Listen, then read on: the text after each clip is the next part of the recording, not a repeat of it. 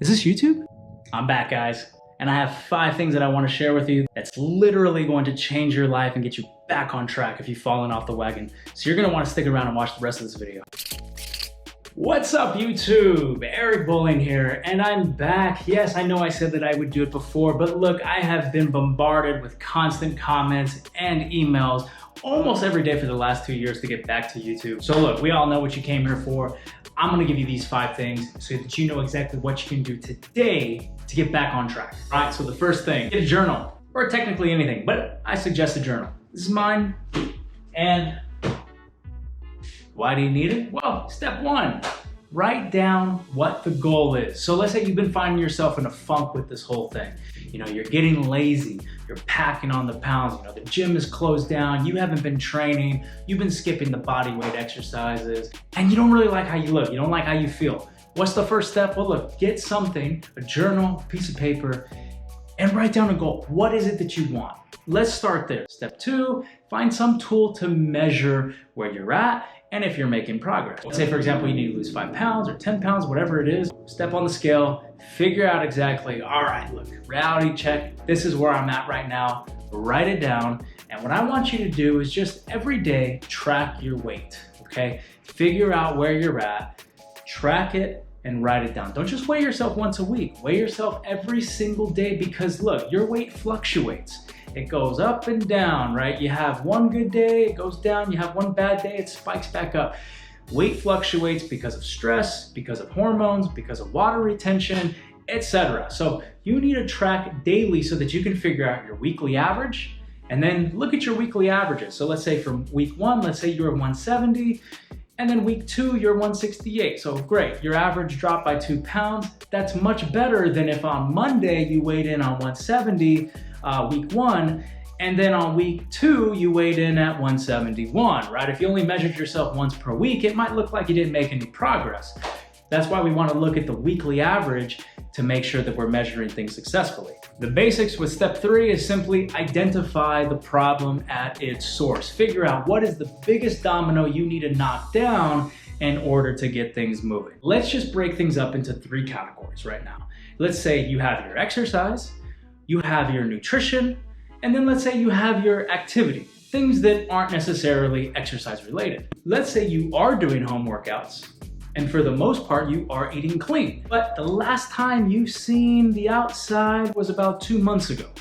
What I would suggest for you is tackle the activity part. So for step number 4, all you're gonna do is find a time in your day that you can commit to getting those steps in. Now, why is it important to create a routine with this? Well, look, you can't just be relying on motivation all the time. You need to have discipline. And the best way to have discipline is to pretty much master your own routine. It's very easy to get off routine when we're at home all the time. So what I suggest is really look at your schedule, figure out where you have that free time, when you can commit, and then just commit to it. Now look,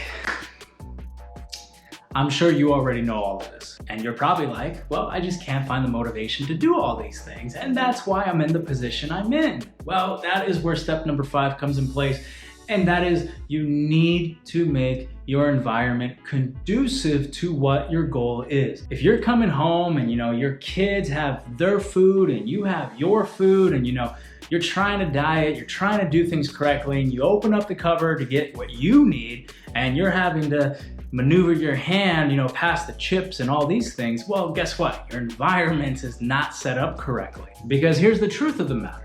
We can only rely on willpower for so long before we start to burn out and we give in to our cravings, and there's not much that you can do about that. So if you keep failing and you keep thinking, well, I just need more willpower, that's not necessarily true. You don't need more willpower, you need a better environment. This can come down to things such as your social circle, who you're hanging out with, etc. Let's say, for example, you are the fittest person in your group or your circle of friends.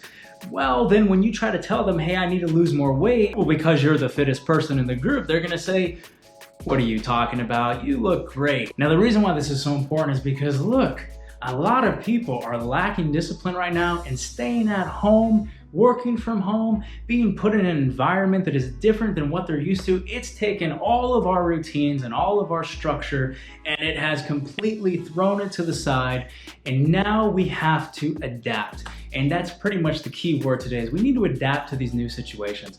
And I think right now is honestly the best time for you to be focusing on getting your health in order. I can't tell you how many times I've worked with clients who have said things like, I don't have the time to make this work. Well, look, now everyone has the time to make things work.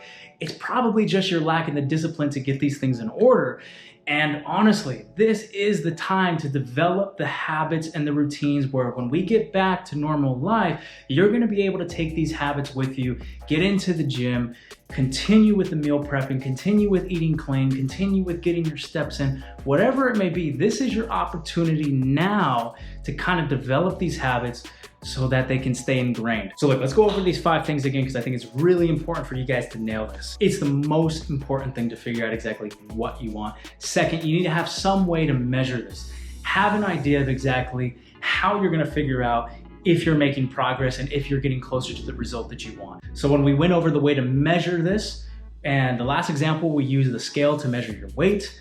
But what if your goal is something like, I want to develop better habits, right? Well, then you need to figure out exactly what situation do you need to find yourself in where you see that habit fully developed. So let's say, for example, when you are presented with bad foods, normally you're going for them. And so the next time you are presented with bad foods, for a week you avoid it. I don't know what your goal is, but let's say, for example, that's what it is. You need to come up with the answer to, how do I know once I've achieved this? So you need to find some way to measure your goal and measure the progress to see if you're getting closer to that result. Third, we had talked about identifying what the limiting factor is.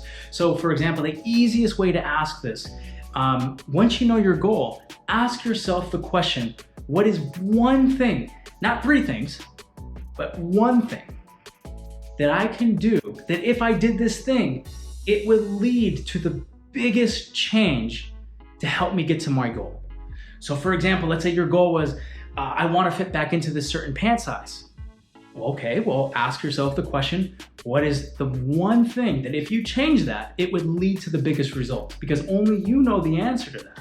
And once you figure that out, now you'll have the tools necessary to say, okay, now I know how to approach this. Now for the 4th thing, you need to make sure that you have a routine. You see, here's the thing. If you don't write it down, I'm telling you, it's not likely to happen. That's the issue. Most people don't write things down. They don't put it in their schedule. You need to make a routine out of this. Same way you would make a routine to go see a trainer, to go to the gym, to meet with a doctor, whatever. You need to carve out a specific time in your schedule where it's like, this is me getting this done, whatever it is. Put it in your schedule, write it down, ingrain it in your routine until you get the result that you want. And finally, guys, the last thing you already know, you need to make sure that that environment is going to help you get that goal. So let's make sure we get those 5 things established today, and let's make sure that we get back on track. I'm back, I hope you're back, and I'll see you guys next week.